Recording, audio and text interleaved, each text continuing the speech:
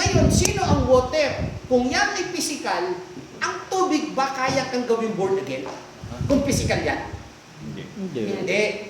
Ngayon, tanungin nyo, sino sa Bible ang tinutukoy na tubig? Word of God. Word of God. Ephesians chapter 5. Ang salita ng Diyos ay katulad ng tubig na naglilinis. Pwede. Kasi ang physical na tubig, hindi pwede maglinis sa spiritual. Sa physical, pwede. Pinag-uusapan spiritual.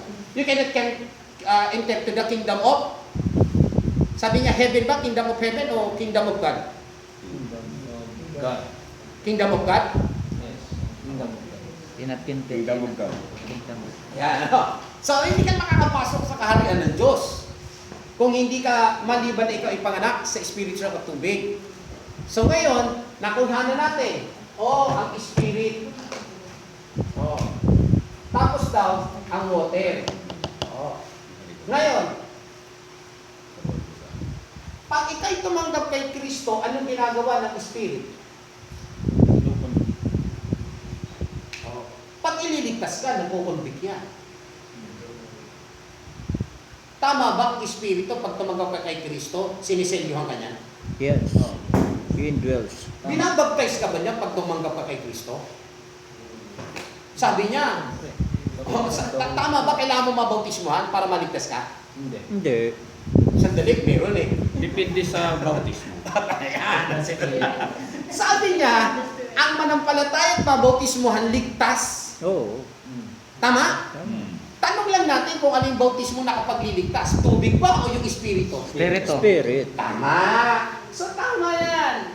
Ngayon, para ako maligtas, kailangan mabautismo ako ng espiritu, hindi ng tubig. Di ba? Kasi minsan tayo, pag sumugod tayo, hindi nakapagliligtas yung ano na yan, yung bautismo na yan. Depende. Espiritu ng spirit baptism yan, hindi makapagliligtas. Depende sa bautismo. Di ba? So, kumikilos, kaya ka pala magiging born again, dahil sa Espiritu, babaptize ka niya, lilinisin ka niya, Amen. seselyuhan ka niya, o kinakausap ka niya. Yan ang ginagawa niyan. O maliban na ikaw ay mahugasan ba, sabi? To cleanse you. Ito mo naman yun, nagbabaptize pala yan. Kasi nababasa eh. Di ba? Ngayon, ang water, Efeso, ang salita pala ng Diyos, naglilinis. Kaya pala when we hear, hearing and hearing by the word of God. John 15. Faith. Come. Coming from hearing and hearing the word of God. Amen. Makapagliligtas ba ang salita ng Diyos? Yes. Yes. O nakuha na. O pareho din pala eh, pananampalataya din yan. Di ba? So yun din yan, paano ko ngayon, magsisi din ako eh. Ang salita, sino ang salita? Kung ang tubig ay salita ng Diyos, sino ang salita? Si Kristo, manampalataya pa rin ako, hindi naman tagapagligtas yan eh. Kung ito'y tubig laang. Di ba? So ngayon, pakita natin, para ang Biblia, sa pagkunawa natin, may continuity, hindi siya ngayon naglalaban-laban. Yes. Nakuha niyo kapatid, ang water, Word of God. Kung ang tatalakayin mo Word of God, sabi sa John 1:1, ang verbo ay ang salita at ang salita ay nagkatawang tao. At nakisama sa tao. Si Kristo ang salita. At ang salita ay tubig. Pwede magligtas. Pwede ka maging born again. Yun yung makapaglinis. Sa John 1:12. Ipinanganak hindi dahil sa laman. Hindi O sa spirito. sa kalooban ng tao. Kundi sa kalooban ng Diyos. Ito ang kanyang kalooban. John 15:3 pastor, yung Oo. nalinis na kayo sa salita na sinasalita ko sa inyo. Yes. Ang salita doon, nalinis na eh. Nalinis. Hindi lilinisin, nalinis Oo. na. So ngayon, wala pa tayo sa buong context dyan. Pakikita lang natin na ang salita roon ay naglilinis. Tama? So ibig sabihin, paano ka naging born again? Anong pagkilos at paggawa ng Holy Spirit? Siniselyuhan, kinukonvict, tapos nililinis. So ito palang Holy Spirit, pwede maging sagot yun sa Mark 16:16. Oo, yun nga yan. Yun yung pinakalabas niya, baptism Oo. of the Holy Spirit. Yun. Ang nagbabautismo sa tubig, sino? Si John the Baptist. Kasi dalawang mention Ang nagpapautismo sa Espiritu, sino? Pag tinanggap mo si Iso Kristo, mapapautismo ka niya. So, ibig sabihin, yung day of Pentecost, Baptism. baptism of the Holy Ghost. Ngayon, para at least makita, may dalawang ano doon. Binabaptize ba, ini-indwell? Indwell. Oo, indwelling, kasi paparating siya. So that's how. Hindi pwede yung baptism na nagsasalita ng iba't ibang wika kung yun ang patunay. So ibig sabihin, naiintindihan ang wika. Kasi bakit? Hindi naman sila nagiinuman at that time. Yes. Okay. At saka naiintindihan ang salita. Nangalasing Okay. lang. Nakuha nyo. Nakuha na natin itong dalawa. Para kapag meron kayong kausap na mga Pentecostal, dapat mabaptize ng water. Akala nila baptism of water na. Saan mo nabasa ang water? Kasi wala nakalagay doon, baptism ng water. Wala naman, sabi lang, nilinis. Di ba nilinis, hindi sinabing baptize. Ano yun? For you to become born again, dapat nakalagay kayo, you must baptize by the water. And baptize by the Spirit. Eh, hindi nilagay nakalabaptize. Tubig. Nilinis. Amen. Praise the Lord. Di ba? Ganda pa sa... So yun ang napakaklaro. Kahit makipagdebate ka sa mga Pentecostal na yan. Oo. Oh, may tanong? Tama. May tanong? Yung water, halimbawa, pwede siyang maging flesh kung hindi ka naman pwede ipapanganak sa espiritu kung hindi ka pinanganak sa laman. Paano ipapanganak? Sa espiritu, nawala ka nga. Nawala? Wala ka, hindi ka pinanganak sa laman. Kung wala ka sa laman, paano kayo papanganak sa Espiritu? Eh di wala. Wala ka eh. Bihira, wala ka rito, ipanganganak ka sa Espiritu. Katanghan naman mo. Alam mo naman, napakahirap na. Oo nga naman, ano? So ngayon, kung nandito ka, Kailangan ka ipapanganak. ano sabi? Yung pinanak sa laman ay laman. Ah. Sa espiritu ay espiritu. Eh, ang tanong niya, kung wala ka sa laman, eh di wala sino nilinisin. Di ba? Engkanto. Kaya naman dyan, pwede siya, talagang mas tumbok yung Word of God, pero pwede siya magiging flesh. Ngayon, sige, hindi ko malaman, wala kasi makita dyan na walang porsyento dyan na tumatalakay ng flesh yan. Kasi, itong requirements para ka ma-born again. Hindi na sinasabi para ka maging tao. Kung magiging tao ka, requirement siya. Water. Kasi 70% of your body mo. Oo. Yan ang sinasabi. Ngayon, wala akong makikita, inconsistent yan kapag meron kinalalaman ng question. Kasi ang tanong, how can this be? Di ba? Ang pinapalwanan niya, pinanganak sa laman, pinanganak sa espiritu, pinanganak sa espiritu. Yun. Paano ang pinanganak? O pinanganak sa kalooban niya. So, paano ang gagawin? Spirit, tsaka water. Usay. Wala, baka may tanong ha? O, nasusundan nyo. Ngayon, para malaman mo, kasi siyempre sa unang tingin, hindi pala ito by confessing at saka hindi pala ito by repentance eh. Kailangan mo ma-spirit at saka malinis ng spirit at saka water. Hindi naman yung by faith. Gusto ko ma-born again iba kasi ang pagiging born again kasi hindi naman ligtas eh. Tingnan niyo, alam niyo sa mga description. Ako ay born again. Ako ay believer. Ako ay disciple. Ako ay church. Kailan nangyari lahat sa mga yan? Nang tinanggap mo si Kristo bilang Panginoon tagapagligtas. Babalik ka doon. So, iba lang ngayon pag sinayang born again, ito ngayon yan. So, ngayon, kung pag-aralan mo na mas malalim-lalim, paano yung mga yan? Pag sinabi naman sa John 3:16, manampalataya kay Kristo, ngayon, siya ang Espiritu, siya ang batas ng Espiritu ng buhay. So, bago niya nilagay yan, biyaya yan. At habag ng Diyos. Okay na? So ano yung bautismo na sinasabi doon sa Matthew 28 verse 19? Physical or spiritual? So, ano sabi? Baptizing them. No. Sinong inutusan? In church. Disciple. Oh, tubig yun. Ano yun? Kasi hindi Physical. naman tayo nababaptize ng Spirit eh. Tama. At saka Great Ano ba? Commission. Kasi So ngayon, ang bautismo, part siya ng kabuuan ng discipleship. Sa Acts 2:38, Anong tanong mo sa Acts 2:38? sabi niya, ang magsisi They that kayo gladly at receive His word magpabautismo sa pangalan ni Were Kristo baptized. patungkol sa patawaran ng inyong kasalanan at Sige, tatanggapin basahin muna natin kung yan nga nakalagay. Oo. Acts chapter 2 verse 38. Pakibasa mo kung sino mas mabilis na nakita. Then Peter said unto them, Repent and be baptized every one of you in the name of Jesus Christ for remission of sins, Ayun. and ye shall receive the gift of The Holy Ghost. Oo. Ano tanong mo ron? Yun nga, anong Baptism paliwanag doon? doon? Baptize it, Sa'yo baptize. magpabaptize. And be baptized, every Repent one and be of you baptized in in the name of Jesus Christ. for the remission of sins. Oh, sa repent for the remission of sins. Kung ano, And be baptized. Oh. spiritual or ano. Meron kasi Ano yun? repent and Tubig be o baptized. spiritual? Spiritual o physical? Sandali mo lang. Tubig yun or baptize sa Holy Spirit? Okay. So, repent and be baptized. Parang hindi ba repent and be baptized? Baptize. Oo. With Tuloy ba? Anong version? 28. 38. Acts 38? 2:38. Oh, Acts Acts 2:38. 2:38. May 39? Ano sabi? For the promise is unto you and to your children and to all that are afar off, even as many as the Lord our God shall call. Oh. Dumating na ang Holy Spirit, hindi ba?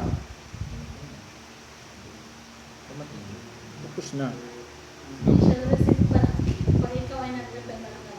Tatanggapin pala sa Espiritu. Diyan pala nagkakabusan. Kasi ano isa pa. And this is the remission. Pag sinabing repent, o pakita ko sa inyo, pag sinabing repent, alam mo ang repentance, ito kasi nagkakamali ng pananaw ng iba. Yung repentance, applicable yon sa mga Israel, pero hindi applicable sa atin. Oo. Kasi nga, may kumakalat o may mga turo na gospel of kingdom of God at saka gospel of grace of God. Oo. Pero parehas lang yun. Okay, ngayon sabi niya, ay magsisi. Yung magsisi, applicable yan sa mga Israel. Ang ibig sabihin ng repent, repent because the kingdom of God as it is at Matthew chapter 3 verse 2 yan. Ngayon, sinasabi ni Kristo, ang repent, sabi niya, ibalik ninyo yung relasyon ninyo. Ngayon, pag sinabing kingdom of God at saka kingdom of heaven, pakita ko sa inyo yung pagkakaiba ng dalawa. Okay. Pag sinabi ng kingdom of God, the rulership of God, yung unang view ng kingdom of heaven saka kingdom of God. Rulership of God. Okay. Dito sa mundo. Yung isa, rulership of God in heaven, in the spiritual domain. Oo, kasi hindi naman to heaven, kaya yung kanyang kingdom, pag sinabing kingdom, the rulership. Pag sinabing kingdom of God, hey, mag-rule ang Diyos dito. Kaya magsisi kayo, bumalik kayo sa akin. So ngayon, pag sinabing gospel, kung dudugtong mo, may nakalagay ba dyan sa Matthew, kahit yung mga, dapat nababasa niyo ba yung kingdom of God, may nakadugtong na gospel kingdom of God? Wala. Oo. Kasi, hindi naman kapag tinaman yung definition ng gospel, namatay, muling nabuhay, nilibing, muling nabuhay. Tapos yung iba, gospel means good news. So what is the good news? Namatay, nilibing, muling nabuhay. Kasi bakit? Nung namatay, bayad ka. Nung nabuhay, magkakaroon ka ng buhay na walang gan. Kaya siya ngayon ay spirit of life in Christ. Nakuha niyo ang punto ng gospel. So ngayon, pag sinabi, wala ka naman mababasang gospel, the kingdom of God. Gospel of God, the kingdom of God. So, ang sinasabi ng kingdom of God, magsisi na kayo, bumalik kayo sa akin. Option alin? Relationship. So, pag tinignan mo, sige, kahit i-google ninyo or what, o ano ang kingdom of God, ano yung kingdom of heaven, so, yun ang pagkaiba niya. Parehas lang sa in a sense kasi sa Diyos. Yung isa naman, ang pagkaiba niyan ganito, ang sabi naman, isa lang din yan. Yes, kasi sa Diyos galing yan. Kung ang sasabihin natin, mabuting balita ba ang kingdom of God? Yes. Mabuting balita ba ang kingdom of heaven? Yes. Mabuting balita ba ang biyaya ng Diyos? Yes. Kung ang gagamitin nating salita ay gospel. Pero kung ang ibig sabihin natin sa gospel, namatay, inilibing at muling nabuhay, hindi na pwedeng gamitin yan sa bawat isa. Hindi pa pwede, namatay, muling nabuhay, kingdom of God. Kung ang pananaw, ang kingdom of God is the rulership here, kingdom of God. They should repent, andito eh. So, hindi ginamit ko, kingdom of God, because the kingdom of heaven is at hand. Oo. Magkaiba ang gamit nila. Kingdom of God, rulership here. Kingdom of heaven, rulership in the heavens domain or spiritual domain. Nakuha niyo ang pagkakaiba ng dalawa? Ayan. Okay. So, parebang mabuting balita yan? Oo. Meron kasi sinasabi pa sa yung gospel of the kingdom lang. Gospel. Gospel of the kingdom and healing all manners, ganun siya. Sa Matthew 4:23. The gospel of the kingdom and healing. Then dito sa preaching the gospel of the kingdom. Matthew 9:35, Matthew 11:5. So, meron sinabing gospel of the kingdom. Gospel of the kingdom, 24:14, ng Matthew. Then, yun. Oo. So ngayon, dahil nabasa natin yan, Pastor, tama yan. The gospel of the kingdom. Ibig sabihin, ito pakita. Tingnan natin ha.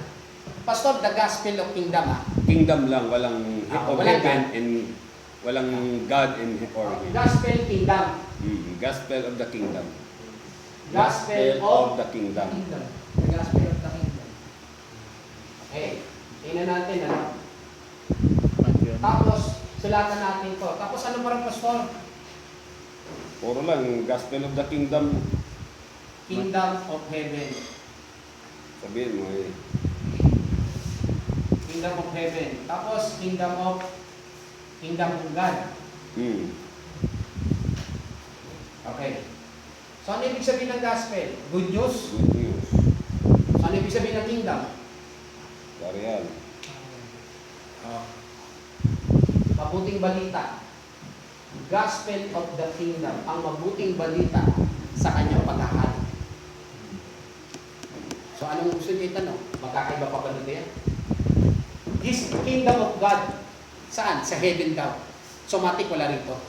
This is the spiritual domain. Sa langit. Kingdom. Parehas pa rin yan sa Diyos yan. Kingdom of God. Gospel. Kay Kristo. Ngayon, kung iba man i-address kay Kristo, kingdom ni Kristo, kingdom ni God, parehas din niya kay Diyos. Ngayon ang tanong, anong pagtatanong na sa Nazi Gospel? Wala. Kung ang gospel ay mabuting balita, ang paghahari ng mabuting balita. Yung gospel of the kingdom. Kasi sinasabi nilang diyan, gospel of the kingdom. Ano ba yung mabuting balita doon sa kaharian? Kingdom. Sa kingdom. Oo.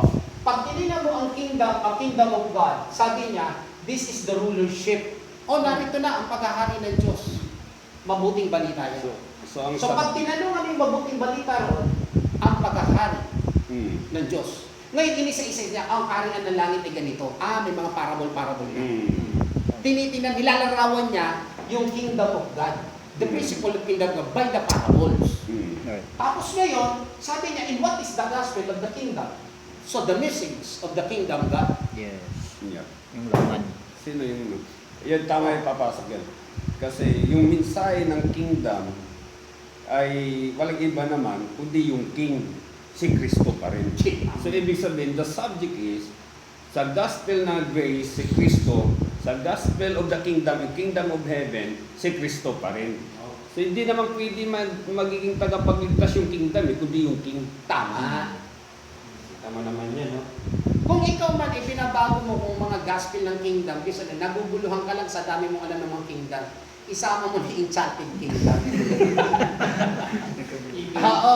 Pampihira, may iba pa ba mag-aari, mag-iiba pa ba ang mga gospel, mga turo? Para Eh sulit. sabi, ano sa parable, hindi nila naintindihan eh. Yes. Itinago sa kanila eh. Eh kung alam nila ang ruling ng parable, hindi nga alam direktang sinasabi, ito ay mensahe ng langit o kwento sa langit na may katotohanan sa langit. Oo. Long aside. So yan ang parabole. So ngayon, kung yan ay parable, sabi niya, hindi nga maintindihan kahit sino ang normal eh. Sabi niya, hindi maintindihan, ano pa ba yan? Kaya gusto niya ikwento yon ng parabola para maintindihan lalo, para makita nila pagkakaiba ng mensahe ng langit sa lupa. Kaya lang sila, dahil hindi naman sila sanay at hindi naman bago sila pagdating ni Kristo, hindi nga nila maintindihan yun. Pero kung sasabihin, may other gospel. Sabihin mo muna sa akin kung ano yung other gospel. Huwag mo nang papakitaan na, the gospel of Paul and the gospel of Peter. If Peter preached about the kingdom of God, if John the Baptist preached the kingdom of God, it is the same.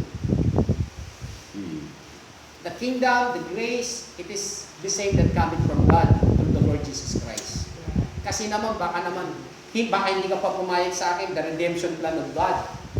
Ang tagapagligtas si Kristo, magliligtas Ama.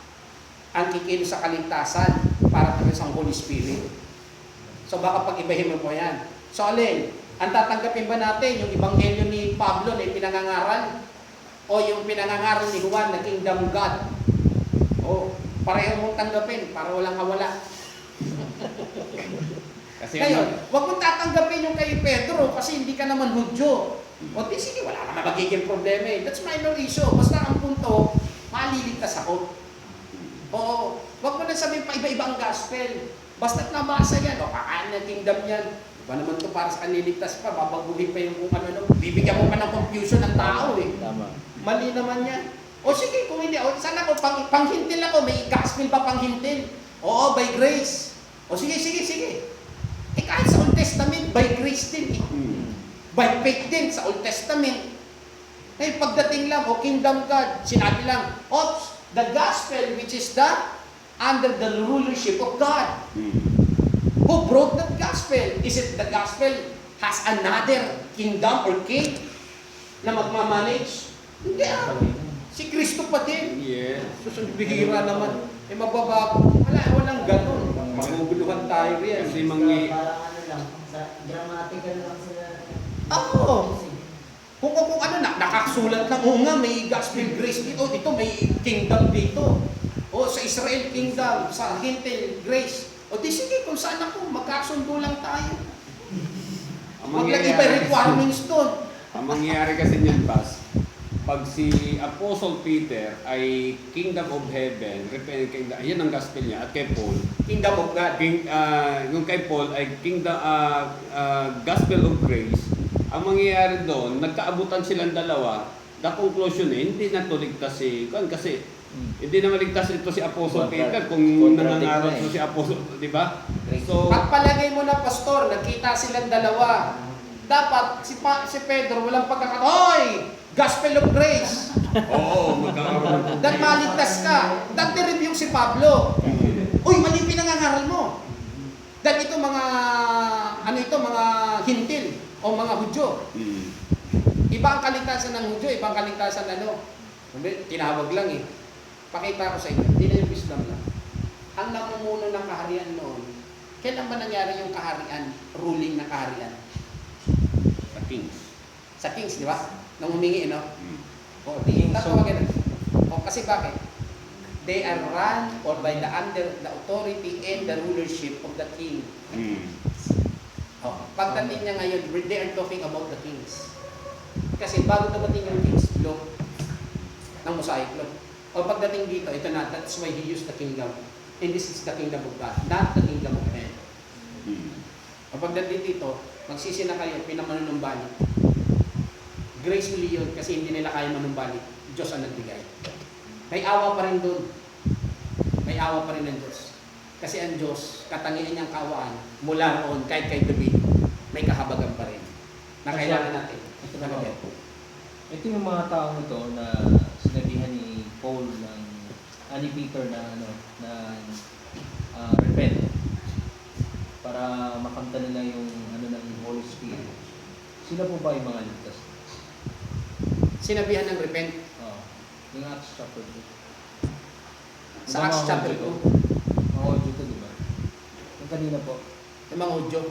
Acts chapter 2. Pag sinabi bang Hudyo, pag sinabing Hudyo, yan ba ay clan, lahi? O yan yung mga relihiyon? Sa clan. Diba? May Judaizer at may Jew. Pero may Jew na Pero ngayon, sabi niya, mga ligtas ba to? Tingnan mo kapatid, tingnan mo pastor. Kung ligtas siya, sasabihin niya ba na repent? So, hindi ligtas siya. Oo. Otherwise, pakita ko sa inyo. Pastor, hindi pa ligtas yan. Kasi hindi pa nabubuhay muli si Kristo. Eh, sa Book of Acts, namatay na. Kaya sabi niya, di ba, repent. Di ba? Ngayon, kapag sinabi niya na, ligtas ba yung mga nandun o hindi? Before. Kasi, namatay pa lang si Kristo sa dulo. Eh, ibang ipinanganak siya na tumanggap kay Kristo na palatay, ligtas ba? Kung ang ebanghelyo, di ba? Sabi niya, kung ipapayang na yung lamin, ito sa iyong puso, kasi Kristo ay muling nabuhay. Tama ba? Maliligtas ka. Eh, hindi pa siya namamatay at muling nabubuhay. So, hindi pa ligtas yung hindi pa inabutan ng kanyang kamatayan at pagkabuhay. Tama? So, hindi pa ligtas yung mga nandun. So, therefore, sila Abraham, hindi ligtas. Wala pa yung kamatayan eh. Di ba? Imagine mo. But the remission of sin. Sabi niya, the blood of the remission of sin. Ang tawag doon ay Sila, Abraham's School. nasa Abraham's bosom sila. Nasa Abraham's bosom kami ngayon. Oo. Ang tawag doon foreshadow of his death.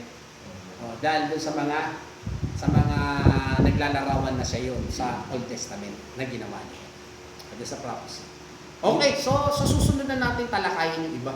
Tama. Oo. Last na lang pas yung sa Galatians 1:6. 1:6. I marvel that ye are so removed from him that called you into the grace of Christ unto another gospel.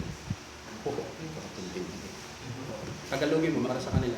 Tagalog yung Tagalog. Kasi tinakan dito ni Paul.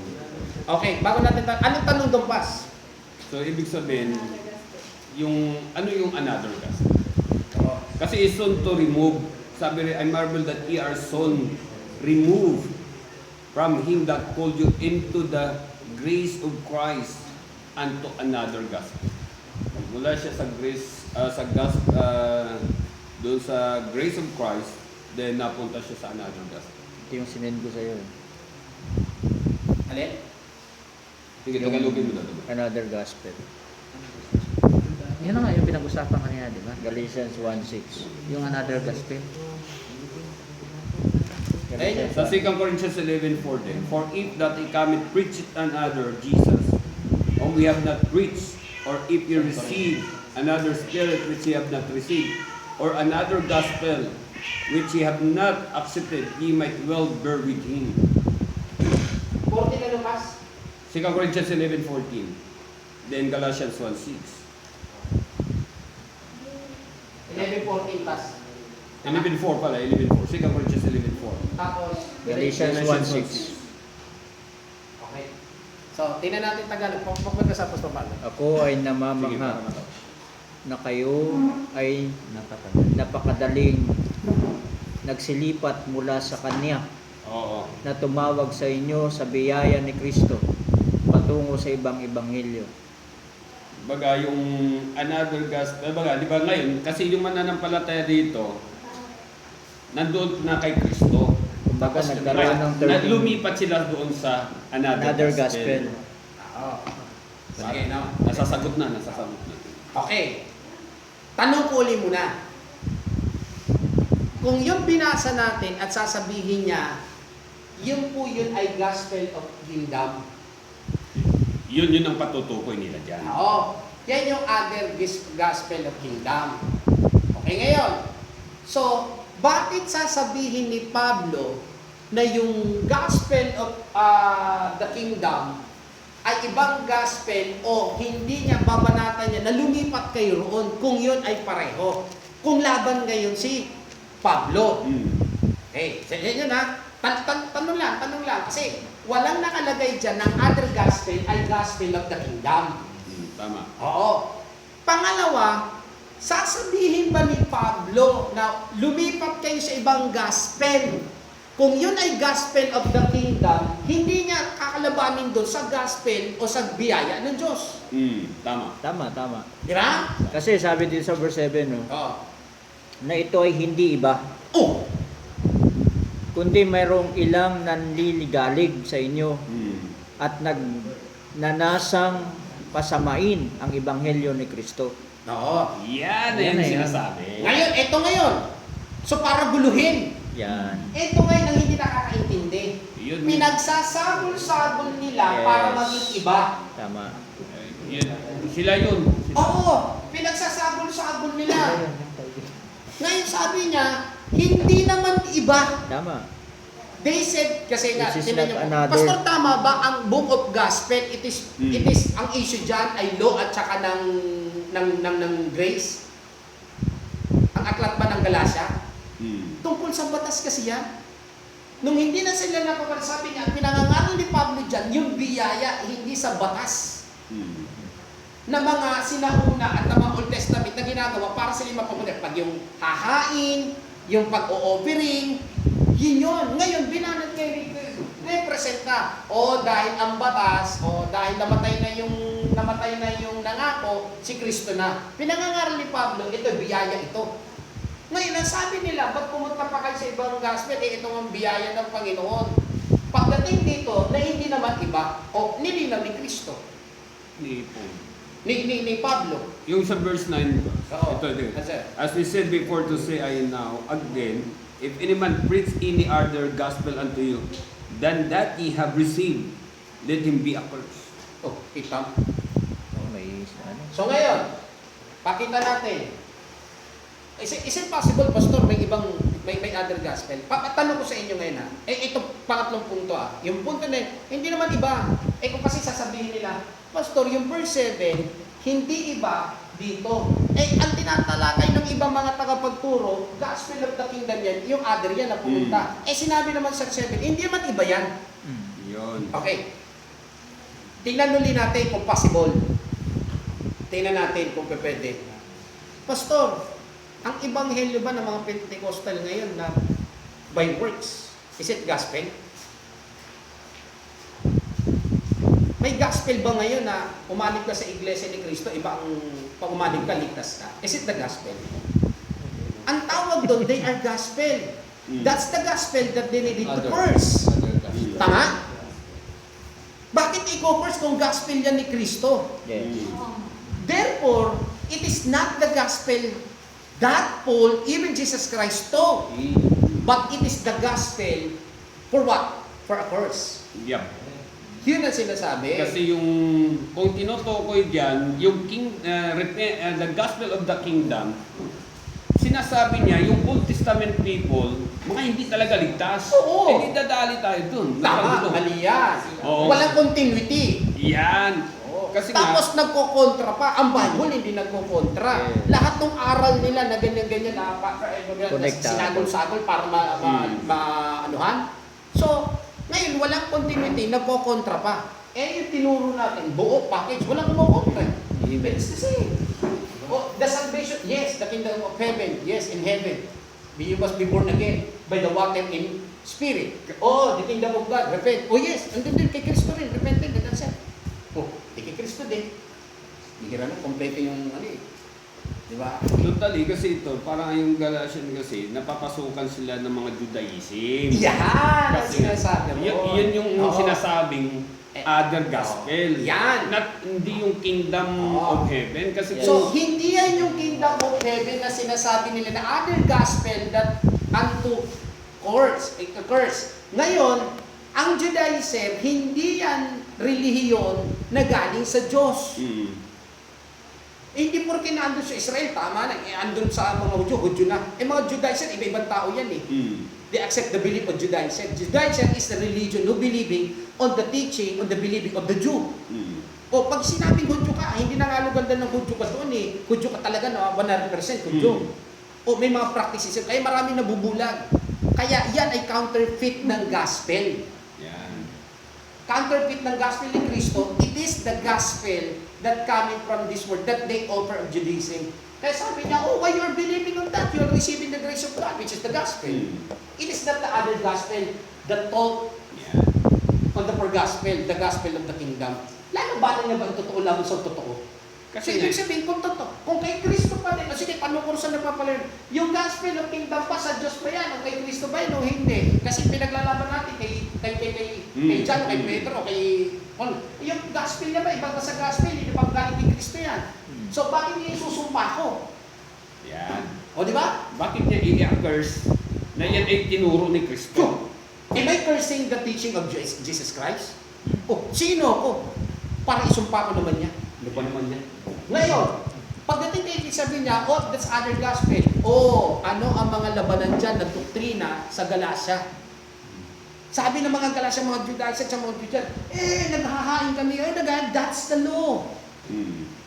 We are free from the law. We are under the law of the Spirit of life, which is in Christ. Oh, panis. Yan ang sinasabi niya. Sa susunod, aralin natin. Paano natin itidepensa ang osos? Siya. No, titingnan natin yung Once saved, ano. always saved. Meron tayong biblical principle study. Yan ang tawag sa ginagawa natin. Pero hindi tayo mga Baptist faith dependent. Hindi, kasi may sarili ng video yan. Bakit hindi mga naandun eh? Mga Adventista lang. Ano tayo? Ano tayo dyan? Biblical principle in salvation. Study tayo. Biblical principle, ano tayo, study. Aral-aral lang tayo. Hindi tayo mga pipitsugin lang tayo. Yung mga malalaki na ando sa Facebook, andun sa mga mga Baptist dependent. Di ba? I'm not a Baptist dependent. I'm dependent on the teaching of the Lord Jesus Christ. Aralin natin. 5 dahilan bakit ka Baptist sa susunod. Yan. Yan ang pinakamahina. Talata por talata bibigay ko sa inyo. Totally itong turo na to, nasakop na lahat yun eh. Yung sa tinuro niya. Bakit ka Baptist? Pero paganda dyan, may